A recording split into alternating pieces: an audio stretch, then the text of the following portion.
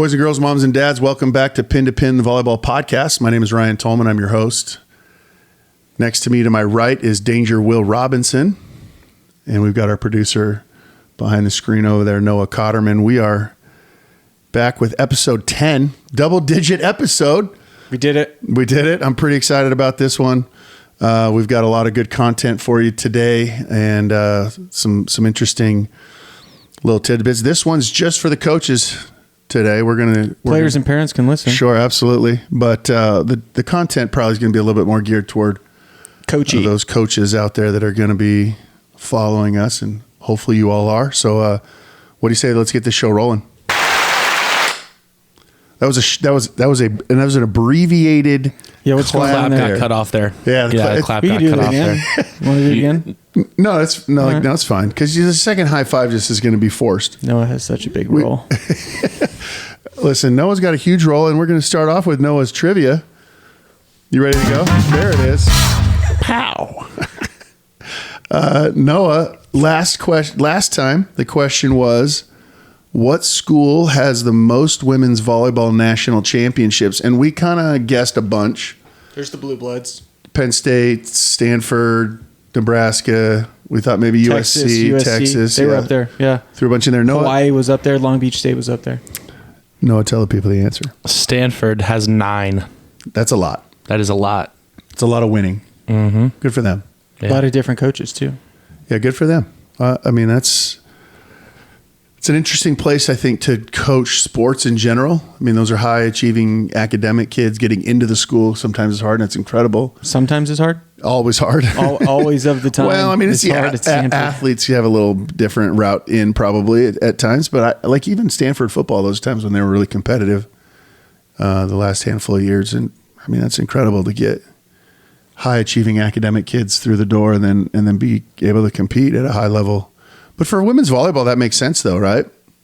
Through all my years of coaching women's volleyball, most of the really high achieving women volleyball players were also very academic as well. I think that's a really common correlation in our sport. Yeah. Don't know why.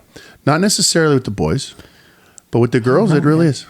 Every boys team I've been a part of, we've had some crazy, like not valedictorians, but up there. Well, yeah, for sure. But I mean, not necessarily. Not necessarily your elite ones, so to speak. And I've met a lot of elite volleyball players that struggle. Okay. The boys, and the funny part is the boys need to be. They're the ones that actually should be really focused academically, so that they can find some money to play because they're not getting. There's so much money. You're not getting athletic money, so you might as well try to get some real good academic money. All right, hey, that's a sidebar there. That was a little. We have to go back tangent. So now we're going back to Noah. All right, Noah, you got another question for us? I do. Did you want to hit your sound again? That'd be cool. Sure. Okay, here you go. Noah's question of the day. Boink. Noah's question of the day, yeah. There it is. It's just so exciting. That's a double noise for you. I friggin' love that noise. All right, what do you got? This question is, what player has the most kills in a single season in Division 1 and 2 men's college volleyball during the 25-point rally scoring era? When did the 25-point rally scoring era begin? Fact check. He's gonna have to go to the. He's got to go to the Google. He's going. He's got to go to the Google. That might help. Early some people. 2000s. Probably something like that. I wonder if it correlated with when it happened in high school. I started coaching in 2004, and we were rally scoring then. So rally scoring started in 2001, but games were played up to 30 through 2007. Right. Okay, that's right. So the first year 25-point rally scoring era was 2008. Okay, so very actual recent history. Yeah, to a certain degree. All right, who's killed the ball a lot? Ben Patch.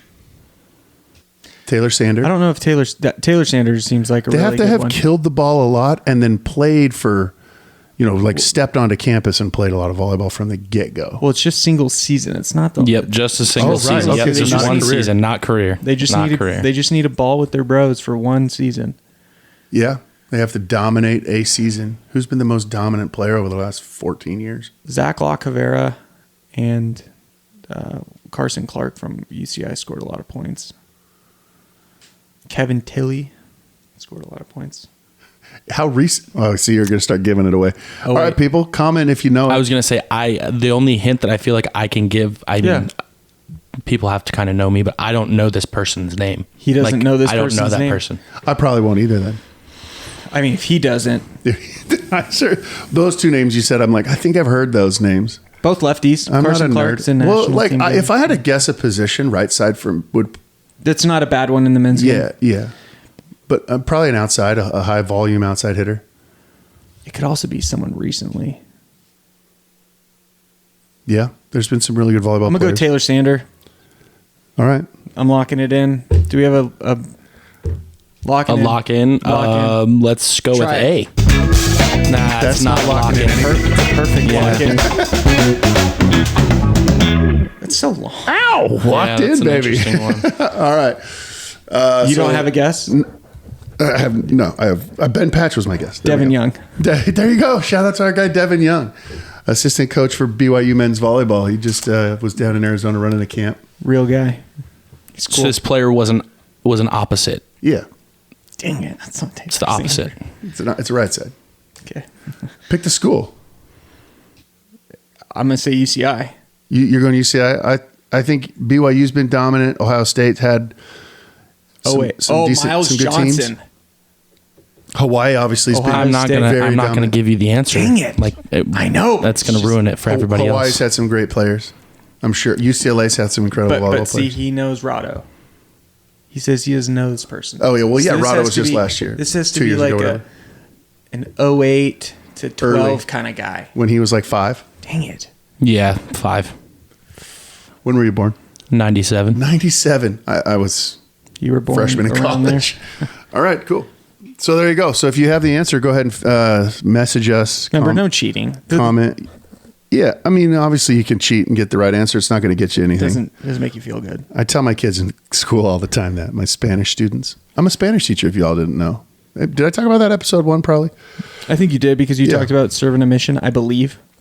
I tell my kids all the time, like, you can cheat on this if you want, but it's not going to help you because the points are only one part of it, right? You got to learn. Just because you want knowledge, it's good. I think So there's speaking time of- and place to cheat. Sidebar. If you're not cheating, you're not trying. That is not our quote of the day. Not our quote of the day. Yeah. All right, let's get to it. What is our quote of the day, and where does it stem from? So you like this one? I love this. Yeah. I love this movie. I'm a big movie guy. Noah is not. Noah couldn't tell us the last time we went to the movies. Well, and I don't like this sport very much, but I have seen this movie. Growing up, this sport was close to my number one. I'm so sorry. Big seam head, as they call it. But see, I grew up in an era that baseball It was popping. still popular. Like, you talk about my dad growing up in an era. I mean, my dad was like a Mickey Mantle fan, right? So baseball was America's pastime, no doubt. And then in the 80s, I was still a pretty big baseball fan. Mark McGuire, Steroid era. Jose Canseco, the Bash brothers. Yeah, they were hitting home runs like crazy, and nobody knew they were roiding, which was fantastic. People had to have known. Well, there were people who did know. It just looked off. Well, if you look at like Mark McGuire when he was a rookie to the like 10 years in the league, that doesn't look right. wow, he's as big as a house. Yeah. So anyway, this comes Back from to the quote of the show. Jeez, we are tangent kings today. Back to the quote of the day, the show today. If you build it, he will come. Name that movie. Noah, you got the name of the movie? Field of Dreams. And he knew that even though he's not a movie guy. Yeah. So that tells you how popular his quote is. So I don't know the names of the guys in the movie, but Kevin Costner's walking through the cornfields. And if you build it, he will come. So you get a little whisper in his ear. Maybe we could get that over this podcast. I think we should try and see if we can get that audio over. Yeah. Noah, you got a new job. I'm going to try to get that audio yeah. in the podcast when you produce it. Or just a video. Yeah, a little clip. Copyright. We can figure it out. It's change fine. the tone. If it's of on it or- YouTube, there's no copyright. Just splice it in there. we'll Sure. figure it out. Okay. So why does this? Yeah, the point of that is that in the movie, right? He had a family farm, and it was going under. Right? They had bills issues. Right? I mean, classic middle America stuff. Right? Like my farm doesn't make enough money for me to survive. So this, he was like had this vision, I guess, this thought that he should build a baseball field out of his corn in the middle of his cornfield. Not the best way to try to pay for your family, but if you build it, he will come. He was his father, right? He was going to get a visit from his father. Some supernatural stuff going on there in that movie, but great baseball movie. So with that in mind, we're going to talk about building a program. More geared towards a prep program, but any volleyball program in general, any volleyball, like you could gear this maybe towards a club a little bit, but we're going to focus on some high school stuff. And I think this is kind of things that matter. Yeah. Or maybe don't to you. Well, right. I mean, I think for me, coaching high school volleyball, as a boys I've never coached girls varsity volleyball, maybe someday, but as a boys varsity volleyball coach, cool part for me is that I see those boys every day. I have incredible influence over those boys. Yeah. All of them, right? Top to bottom, senior to freshman. And it's a really awesome opportunity, I think, for me every day to be able to teach them something, whether it's volleyball or life or whatever.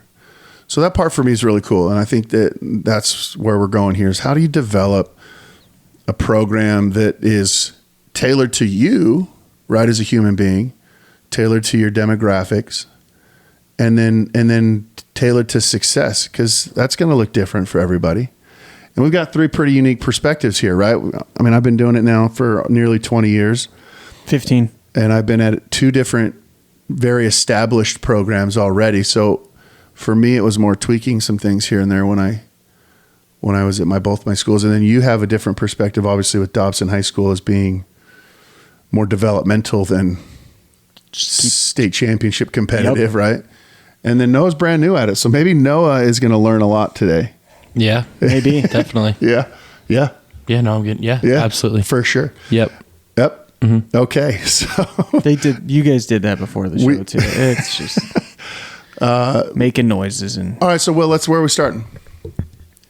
Well, if you're going to first take over a program, you're going to probably be looking. It all depends, right? But if you're like a lifer, you're going to be looking at classifieds. You're going to be looking where, like, what's open, and then you got to see if that's going to fit for you. So I think, so that's the big key for me, I think. Fit. Mm-hmm. Yeah. Because you have to want to be where you're going. You can't just go to a place just because they win. You can't just go to a place just because. Well, but that might be you, right? Well, everyone's different, though, is what I mean. Like, well, sure, but like winning might be something that is high on your list. Correct. Right. Like if I'm not. But winning's not forever. Well, but I've been. It can be. It can be, but it's not everywhere. I've been blessed to have incredible talent at Desert Vista and Perry High School, were 2 places where I've coached. But even there, your teams are not going to be the same every year. Like some years you can win it, and some years you can't. But we're always going to win. You're going to win games, yeah. We've been a top 8 team. I mean, in 19 years, I've coached a top 8 team in the state of Arizona, like 17 of those 19 years. Yeah. So, in my eyes, that's pretty good winning. Not every coach though does it for winning. So the fit is really important in what you're trying to accomplish. But I'm not leaving. I'm not going somewhere to lose. Like if someone's like, "Hey, you want to come coach this team?" No. If we're not going to win, I'm not going there. Like that's for me at this point. Winning is very high on my list of the reasons why I do it. I like to win. Winning makes it a lot more fun. Well, sure. Yeah. Like our buddy Andrew Yamashiro's taken over Chrisman at Chrisman High School. It's brand new. Like it's not even done. The paint's still going to be wet on the wall when he starts. That's an incredible challenge. He's got a lot on his plate because he's got a foundation to lay. For a lot of places, the foundation's kind of there, and it just takes some tweaks. That's kind of the route I've taken. Yeah, because like, what was DV before you got there? Was there even organizational things? Yeah, absolutely. I mean, they were competitive. They had good volleyball players. I mean, my first year we lost to Brophy in the quarterfinals, so we were talented. So they had systems in place. I mean, I didn't know any better because I was pretty young and new and all that stuff, but it wasn't you weren't like taking over a dumpster fire. It wasn't like I had freshmen and sophomores in the gym and no juniors and seniors like Andrew probably. I mean, they're probably not going to start with older kids, are they? I think Andrew's going to start with JV. Yes, they're not starting with the varsity because they're only taking like incoming freshmen and sophomores. Most brand new schools do. So that's an interesting deal. So how do you pick a school? We talk about winning location. So Andrew picks location, right? Do you want to be an on-campus or off-campus coach? Do you have that ability? I think being on campus is super valuable. And you've only ever been an on-campus coach, so you have a different opinion. I've had both, and being on campus is super, super helpful. Just if you have that trouble kid or whatever, just being on campus is just better. You get to know the kids more. Extremely challenging to be an off-campus coach. Yeah, I did not like it. But it can be done. It can. Not at every school. I think so. There's certain schools where it's like if Dobson were to become successful, you have to be an on-campus coach. There's certain schools that can afloat through a coach that's just off campus. Like Higley's one of them. Like Higley can work because there's just so many. Well, how does that work? I mean, what is that? I think is numbers. It just the kids? I think numbers. Or is it not having to recruit? That's on-campus support, right? So admin. Yeah, admin maybe, but like I had a lot of kids that played club, and like I had 14 seniors on varsity at Higley this year. Yeah, you jumped into a great situation. Yeah, he did. Every single one of them were best friends. They would leave practice and they would all go to one person's house and hang out for the rest of the night. That's been the culture forever. For a while. Okay, so how do you know that when you're trying? Okay, I'd like to get a job as a coach. I want that. How do you even know that? It's impossible to know. Hopefully, you have some people that are at that location that you're applying to that you can kind of get a feel of what it's like there, how the kids are, what the problems are there. Like when I took over, the AD said these were the problems we had with the former coach, and these are the things that we care about. But some ADs don't care, especially boys volleyball. Like, just do your thing. Well, a good athletic director is going to have some vision for their department, regardless of sport, right? Yeah, but volleyball, especially boys volleyball, is going to be one that not everyone cares a lot about. That athletic director should get fired. Okay, hot take. It's a hot take. Good athletic directors care about every single program equally. They might not put as much work into them equally because some require more work than others. In a football program, football's nuts. 100-something boys are playing, and it's 70 coaches. A game day is a lot more involved than a volleyball match day or whatever. But you should still hold each one of those programs to a certain standard. I agree. And you should support them equally, right? I would hope so. I mean, it drives me crazy this conversation happens a lot. Like, nobody cares about boys volleyball in Arizona. It might not be far off on that statement, right? I mean, I don't know that there's certain times it feels like that. I don't know that the AIA cares a whole lot, our association. It's hard. I mean, we got put at Skyline High School this year, that's where we're last year. I mean, they just try to find a school big enough to fit everybody, but. So I think once you take over this program, or you're finding this place, you kind of have to know the community around it as well. Okay, sure, right? Because especially for boys volleyball, right? I mean, not every community is going to be really strong. Correct. With the boys volleyball. Yeah, and I think it can help with like fundraising and the more like places locally. I don't know how Perry operates, but the way we operate at Dobson is we try to use as many local places around to feed our athletes as we can. Yeah. So as the head coach, you're kind of the face of that. You can have the booster. I always did it, but I'm a little different. Well, I think, when it comes you're to scaring people, right? Because if a lot of coaches just want to coach. I don't want to do all that extra stuff. Is it necessary to do all of that? No. So I mean, that's the part of that. But not every coach is going to put in the same amount of effort. So again, I think that goes back to what kind of program you want to have. Yeah. Are you going to be that involved? And I mean, you're going to take the boys and girls or whatever and go do service projects and we did that community outreach stuff, like go read books to kids or whatever. Feed my starving children or whatever. Yeah, it was fun. So why do some programs do that? I don't do that stuff. I think it's important for your kids to feel a sense of community and understanding what's around them. Why? Because that's where they're growing up. So at Higley, I have a lot of very fortunate kids. They're raised in very well off families. So like that's one reason. Like I'm thinking about doing that actually this next upcoming season. Obviously, this past season I was, got the ball rolling a little late. Wet, right.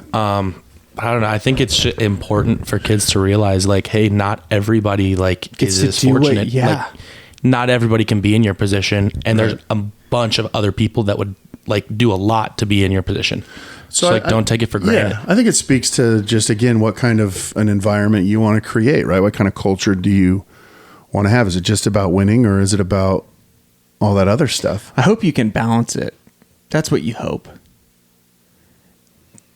Easier said than done. People are busy, right? Yeah, easier said than done. I mean, people are like, if my kid's playing volleyball and it's a 24-hour a day job because we're constantly doing this or that, at some point, I think that hurts your program more than anything. You have to balance that. You have to have a little bit of everything, I think. Do you don't like camps? Hate camp. Hates camps. Why? I did camps for way too long. And that's why. You just got camped out. Yeah. Okay. I don't mind camps. I can't stand it. I think it's a good time to get your kids to get to know other kids. We use it more so as like a culture builder, social kind of setting. Well, it can help skill a little bit here and there. Recruiting kids to your... It's a legal way of recruitment. To your school. Yep. And you can do them super cheap or not super cheap. And then that money goes into a different account. You can use that account for other things. But I don't mind camps yet in my life. I'm not your age. But I can't stand a camp. Yeah, we were at the camp yesterday. Just not your thing. It's not your thing. No. I've always done camp. Even when I was the assistant, I ran camp. I've coached at camps. Walked around. Yeah, it's a good looking platform. Try to look busy at camps. Okay, so you get the job. You understand your community, the kinds of things you're looking for, volunteers and fundraisers and camps and clinics, and what matters? I think one of the most important things is going to be your coaching staff. Okay. Well, why?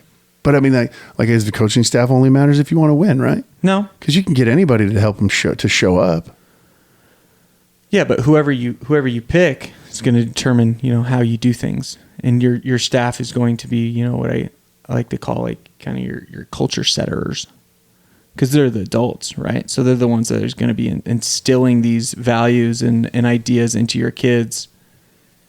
So I think if you and your coaching staff are all on the same page, your coaching staff is going to be a heck of a lot better at what you do. Well, so I think you just totally contradicted yourself there, right? Your staff matters. Well, your staff matters if you got guys or girls that don't listen to what you're saying, don't help you to implement your vision. Well, so the staff only matters if you have to be able to control your staff. Yeah, unfortunately, you can't all the time too. You just can't. Even at the highest level, you can have problems with your staff. But all I'm saying is I think who you choose for your staff and what each person does for that staff is very important.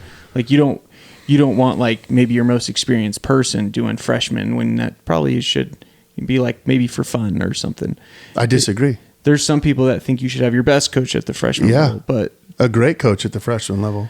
I mean, who else is setting that foundation? It's all what you want to get done out of the freshman level. My freshman kid is going to be very different than your freshman kid. Your freshman kid is going to be a lot more experienced. Your kid's going to have a lot more knowledge. My kid, I maybe just want him to get to know the game and have fun doing the game. Your kid has already gone through that. Your kid already has that love for the game, but not every program has that. So where you put a kid or where you put your coach should hopefully correlate to where you're at. This is an interesting conversation because for me, at a high school level, it all starts and stops with the head coach. Of course. And regardless of winning or losing or whatever kind of kids you get there, how things are done and what message you want to send starts and finishes with you. And if you're not, and that's how you got to judge yourself. Like, do I want to be a coach?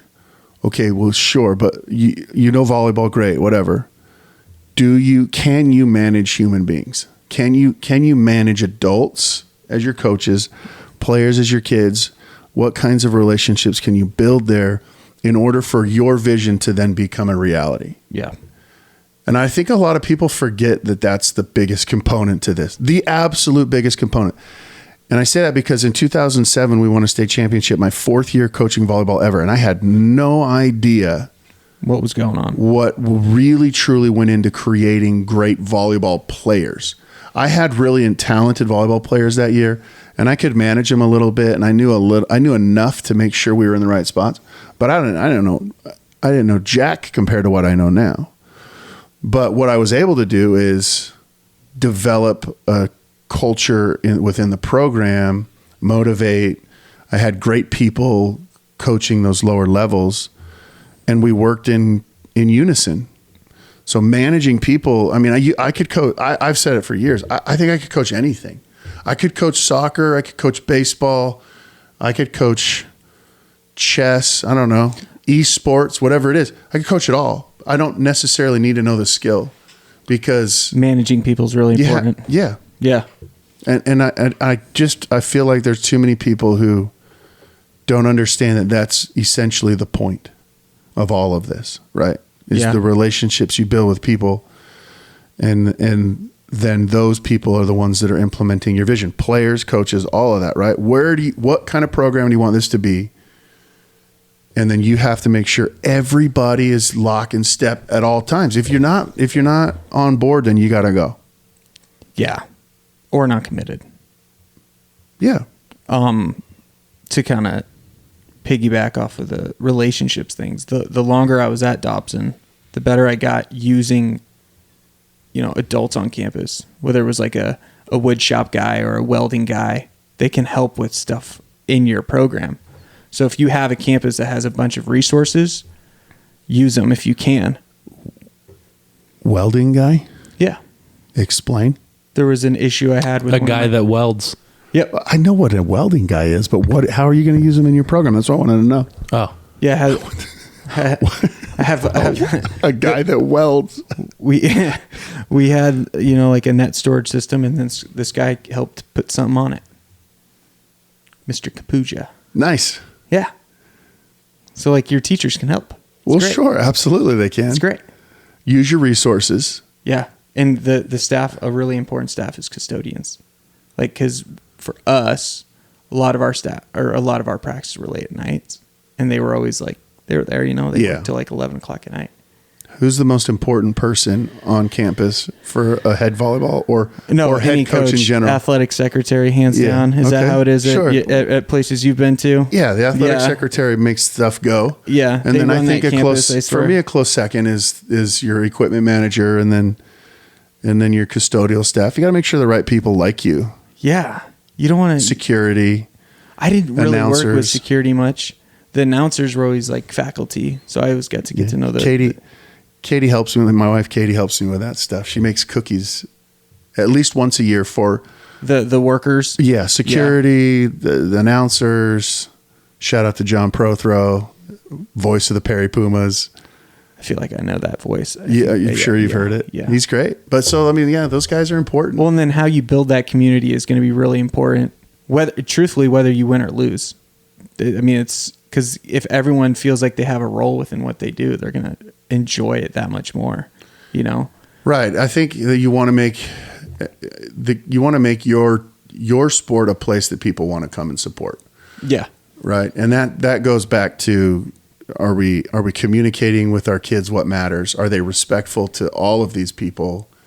Do they know what makes things go, right? Like, it just doesn't happen. You don't just walk through the gym and all of a sudden, hey, poof, everything's ready to go. No, it ready takes to a village for sure. Play and win a match, right? So I think that stuff's super important to make sure your boys and girls know where it all comes from. One thing that not every school needs, but the ones that operate really well is a booster club. Well, I was actually just going to talk about that. I was going to bring that up. Some people think they're important, and some people won't touch them with the 10-foot stick. Booster clubs are not important. You can function without a booster club. They only make you better, though, if they're good. A good booster club can enhance what you're doing for sure. But who's running the booster club? Your parents. And I think that is It's weird. paramount that you build relationships with the parents. And there are great coaches. I've seen them in the past. Great coaches who didn't know how to foster relationships with parents of their players, almost scared of them. Like every parent I'm going to talk to is confrontational. Yeah. And then they didn't last very long, right? You get run out of town because the parents want to be a part of what you're doing. So you got to throw them a bone once in a while and give them opportunities to be involved. Give them some engagement. Well, and what's nice about the Booster Club too is it's so much easier for them to spend money. Well, compared to us, like just the paperwork right. side of They can things. just And if you want to do paperwork, be a varsity head coach. You're going to do a lot of paperwork, or get a good friend in the front office, or get a good friend in the front office. How much paperwork do you have to do? Does Liz take care of it all? I wouldn't say I had to do like a whole lot. I mean, the thing that probably took the most was like my bus request, but that took like 30 minutes.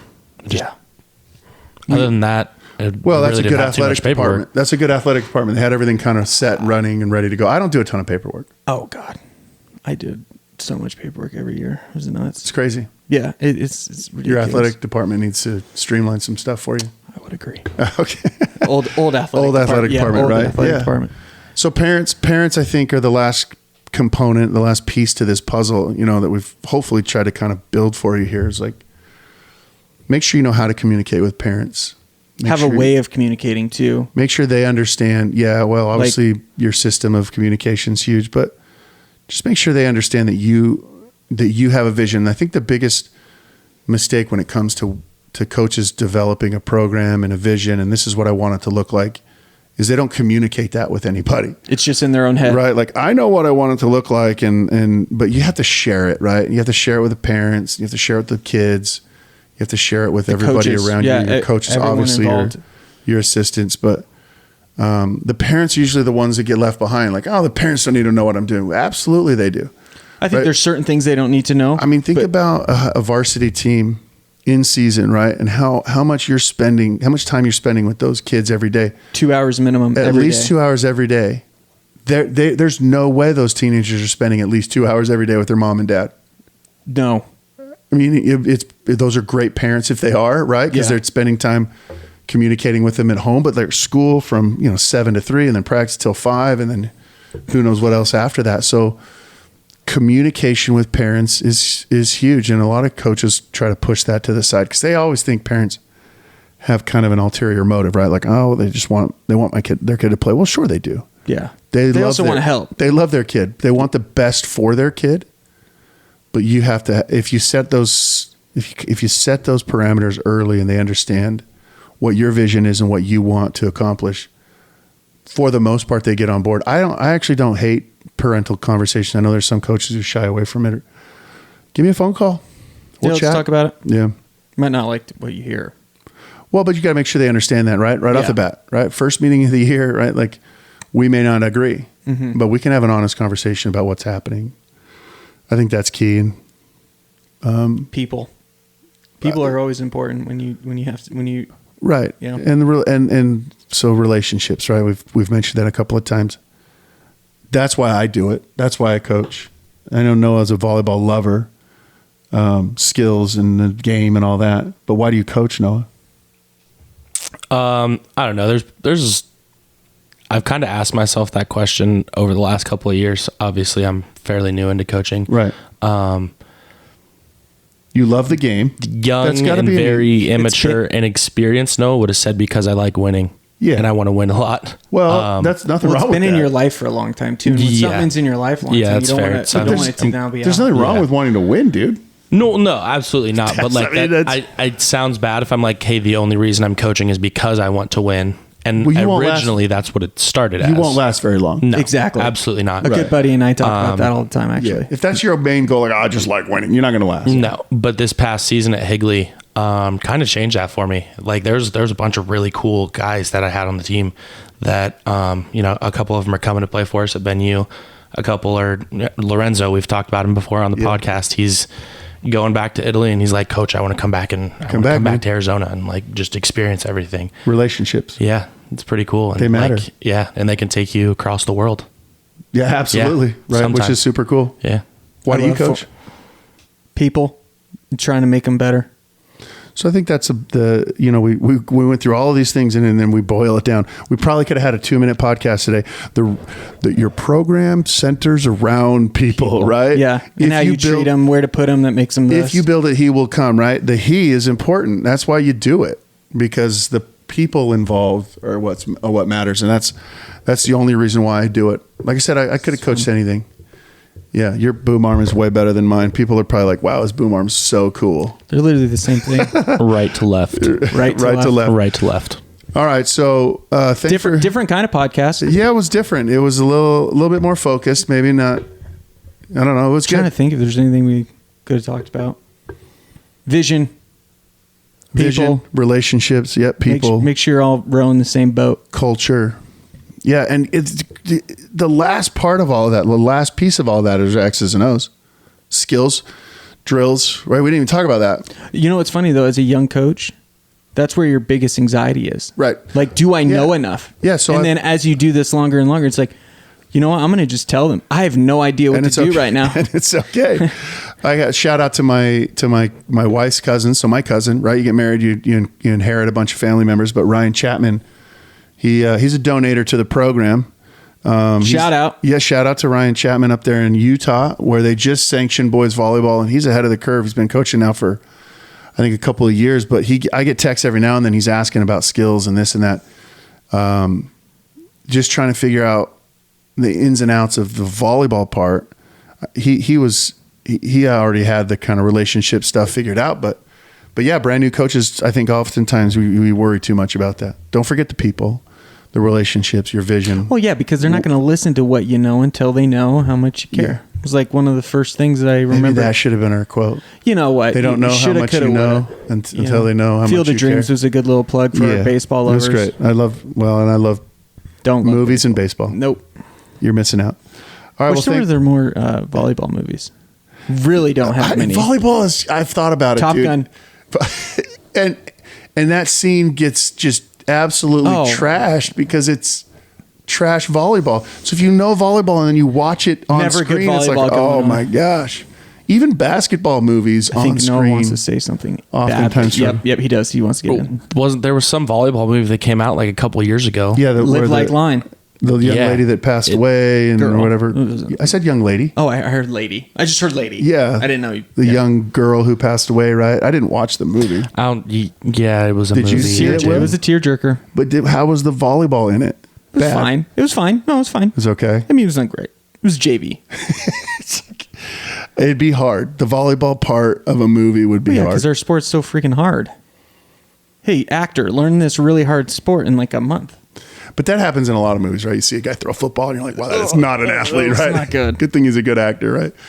All right. Well, thanks for joining us, everybody. We appreciate you listening to Pin to Pin, the Volleyball Podcast. That was a coaching series. Yes, it was. Make sure you follow us on social media at Pin to Pin. We got a YouTube and Instagram where all of our podcasts, all you get your podcasts, Sporfy, Google, Apple. All that kind of stuff. Spotify. Sporfy, where you watch some live. Maybe we need a Sporfy one of these one time. Dave does not need to. A live stream podcast. Yeah, for sure. It's just called YouTube. It's just called. That's not live. We got a live stream. No, YouTube Live. True.